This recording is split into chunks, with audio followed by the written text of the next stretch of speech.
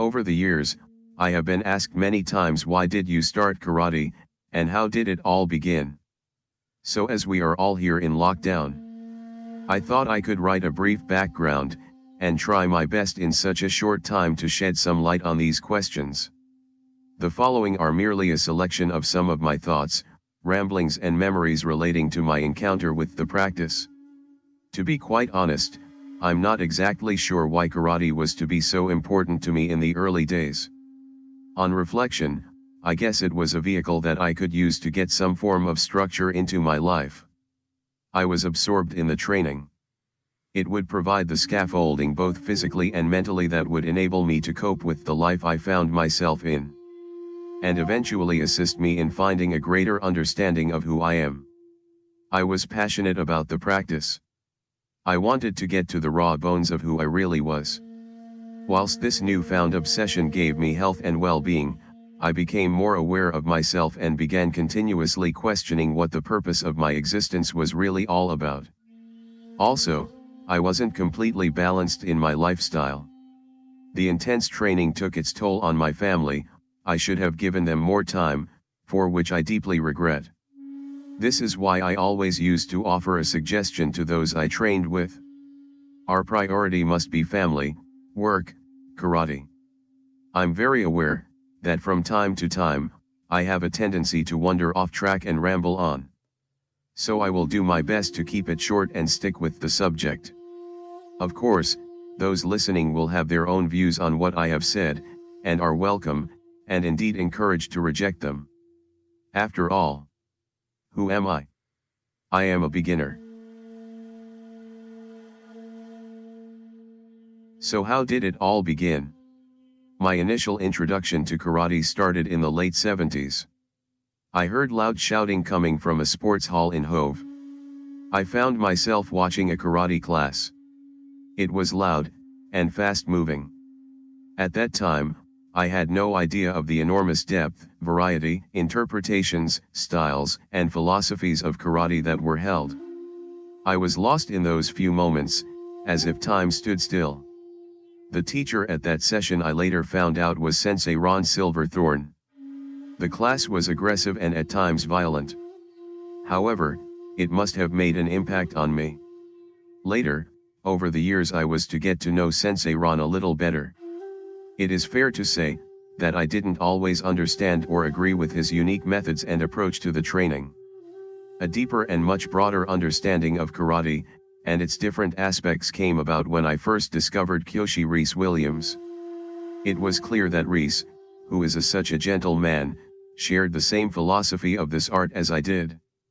Soon we started to practice together, and would continue to do so, for many years. We traveled around, to train and learn with different teachers such as Sensei George Bishop, Hanji Gary Swift, a wonderful teacher with a passion for the art. Sensei Katsumi Kobayashi, who I believe, had the biggest influence and impact on me. Not only because of his grace and technique, but his silent beautiful power and stillness. We often traveled a 120-mile round trip to train with him on Tuesdays in London. His special teachings to me didn't come via his mouth, but by his presence. We also practiced with Hanshi Tatsuo Suzuki, who was at that time the head of the Wado Ryu organization and eventually Soke Shosaku Ueno, in Japan. Reese and I eventually opened a little dojo, training hall, in the village of Hassocks, to enable us to practice. We tortured ourselves continuously. I can only describe our practice as brutal. We attempted to replicate what we had learned, trying to forge our bodies against their will. This was to turn out, in my opinion, detrimental and would delay our physical development and competence. In hindsight, we should have been a little kinder and softer on ourselves. We were black and blue and sometimes had bloody noses. We attended many grading sessions, courses, and camps over the years. We would offer ourselves to seniors at gradings, where we were to be judged. After all, they knew more than us. Didn't they? In pursuit of the truth, whatever that is, we attended many meditation retreats such as Chithurst Buddhist Monastery, some of which were silent. These were to be the most difficult. This would, we hoped, provide us with a balance to the physical practice. It would be a way of training us on the inside. After eventually achieving the grade of Shodan, we decided to open our own dojo in Cookfield, with the assistance of a friend Pam Seabrook, in the style of Wado Ryu. It was here that I began to discover what karate was, and more importantly, what karate was not. Although I had some previous knowledge of teaching other sports, this was to be different. Karate was not a sport to me. I had to employ other skills. Sharing with others that were keen to learn what I had learned from my practice in karate over the years. In 1981, things were about to take a different direction. I took a trip to Japan to discover how karate was practiced there. By chance I was introduced to Soke Shosaku Ueno. I stayed with him and began training in Ren Shinken karate. Sometime following this visit, he requested that I introduce the style of karate to England. After much painful deliberation I agreed. So from Wado Ryu, I was now teaching Ren Shinken. I would like to point out here, that my philosophy and principles didn't change at all. However, the style and organization did. A few years later, and following some political unrest within the organizations in Japan, it was decided by Soke that the school take a different path and that a new organization be formed.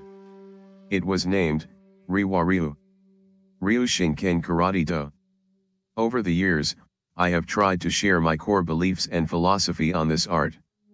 Of what it has to offer, to those I have trained with. It must be fair to say that I have learned more than I have taught. Throughout my journey I have practiced with wonderful teachers and students alike. However, I have also encountered teachers that dominated their dojos. Even punishing students for not conforming to their instructions, not mastering techniques properly or quickly enough, or not adhering to their beliefs. I must confess here, that there were times that I also was guilty of pushing students too hard, much too hard. I had to question my own attitude at times, and not being tolerant enough. I had also been a little too harsh, particularly with those who I felt were too heavy-handed during sparring. I soon realized this wasn't the way. I was suffering from ignorance.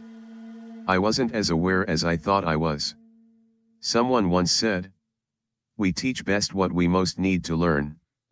I think that was Richard Bach. The structure of the Japanese dojo system in the old days, was for the most part, harsh, and strongly hierarchical. In the early days I also followed a somewhat similar principle. Over time, I began to realize, that it didn't have to be this way. In fact, I have encouraged many students to travel in Japan because I felt it was important to demonstrate that you can be strong, creative, competent, and confident regardless of your age or your gender. Some dojos in the early days, whilst claiming to be the best, and having the strongest training systems, just seemed to work only on producing mostly tough guys, who could win badges and trophies. There were also those more concerned about boosting their profiles, increasing their numbers and using marketing tactics just to increase profit. Here, I am not judging them, it's just an observation. They have their own path to follow. I must also say, that there were excellent exceptions to these were more inclusive schools that treated everyone as equals. Providing an opportunity to students regardless of their individual history and or experience in life.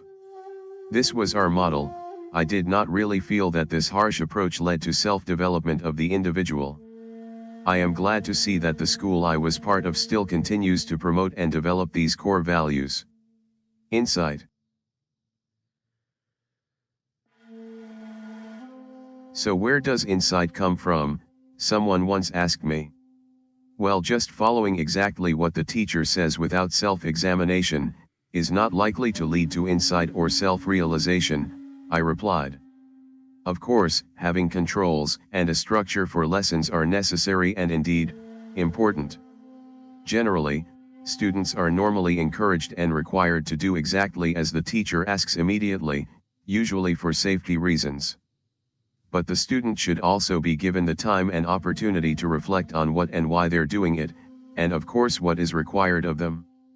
I find it concerning when students bow to a teacher or other students just because they're told to. I am the master, so bow approach. I felt it should come from inside. It should be mindful, respectful, and not just an action. To me, the bow could be the most important technique.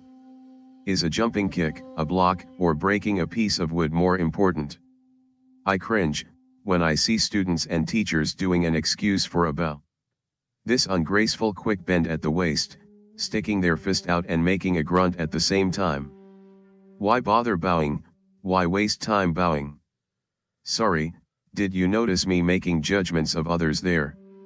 I apologize for that. I feel that the bow should be a traditional bow of mutual respect.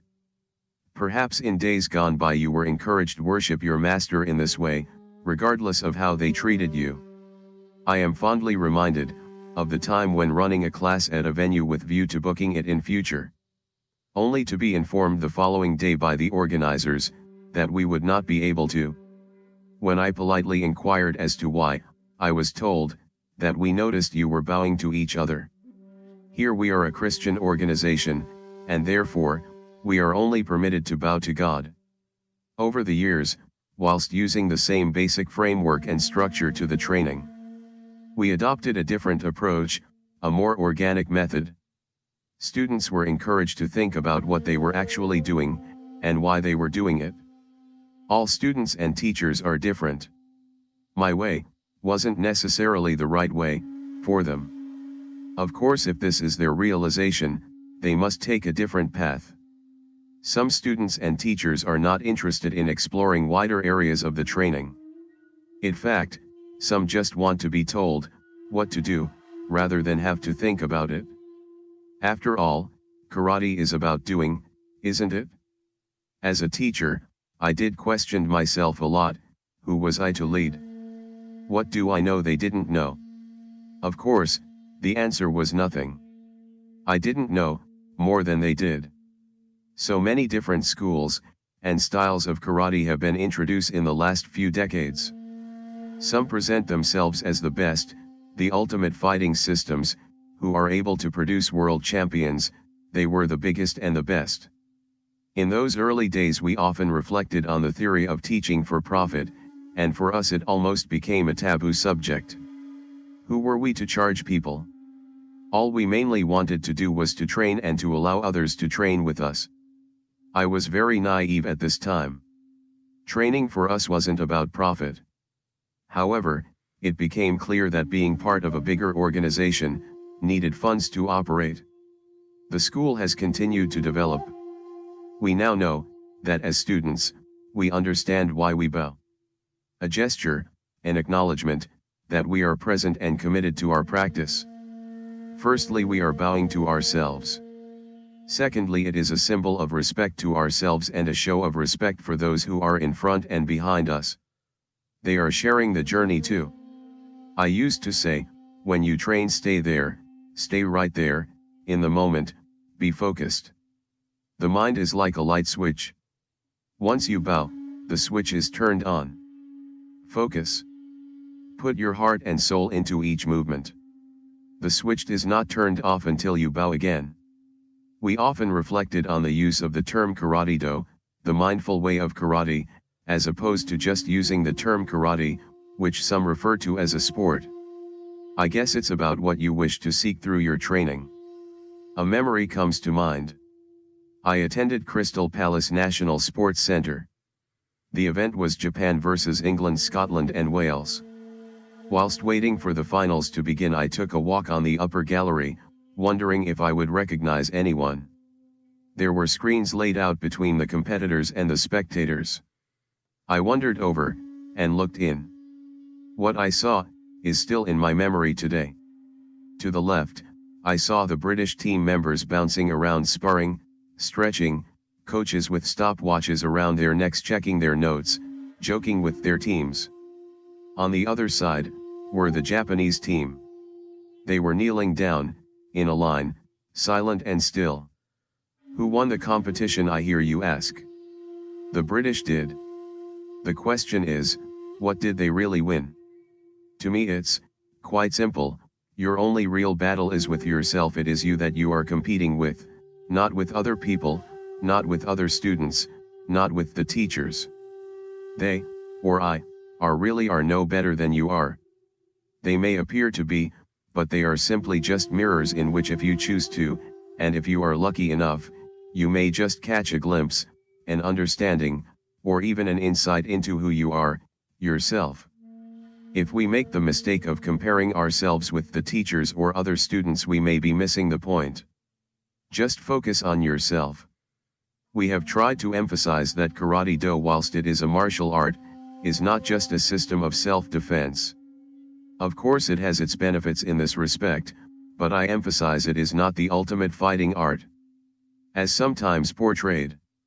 If it was, there would be no UFC or cage fighting, because the winners would all be karateka. Karate-Do is not a product. It cannot be purchased or sold. It cannot be given to you, it can only be experienced within yourself through your training. Turning up, doing an hour's session and not really being there in your heart and soul, is just going to a karate session. Karate is just one of the many systems of training using physical movements, awareness, mindfulness, contemplation, and meditation. In the company of the right people, we all have the opportunity to develop ourselves, and may even get chance or a deeper understanding of whom we really are.